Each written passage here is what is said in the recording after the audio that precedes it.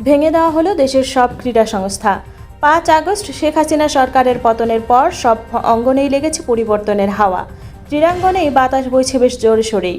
এরই মধ্যে বাংলাদেশ ক্রিকেট বোর্ডের বিসিবি নেতৃত্বে এসেছে পরিবর্তন।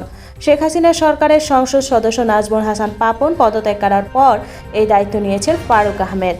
পরিবর্তনের এই ধারাবাহিকতা এবার ভেঙে দেওয়া হলো দেশের সব সরকারি জেলা ও বিভাগীয় ক্রীড়া সংস্থা, সব জেলা ও মহিলা ক্রীড়া সংস্থা, সব বিভাগীয় মহিলা ক্রীড়া সংস্থা, সব উপজেলা ক্রীড়া সংস্থা ও উপজেলা মহিলা ক্রীড়া সংস্থার বিদ্যমান কমিটি। আজ বুধবার যুব ও ক্রীড়া মন্ত্রণালয়ের সহকারী সচিব এস.এম. হুমায়ুন কবিরের স্বাক্ষরিত একটি চিঠিতে বিষয়টি নিশ্চিত করা হয়েছে।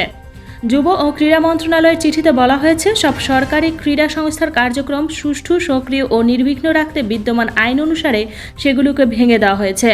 চিঠিতে বলা হয়েছে, উল্লেখিত ক্রীড়া সংস্থাগুলোতে নতুন অ্যাডহক কমিটি গঠন করতে স্থানীয় গুরুত্বপূর্ণ ও নামী ক্রীড়া সংগঠকদের সম্পৃক্ত করতে হবে। সেগুলোর অনুমোদনের জন্য জাতীয় ক্রীড়া পরিষদকে এনএসসি নির্দেশক্রমে অনুরোধ করা হয়েছে।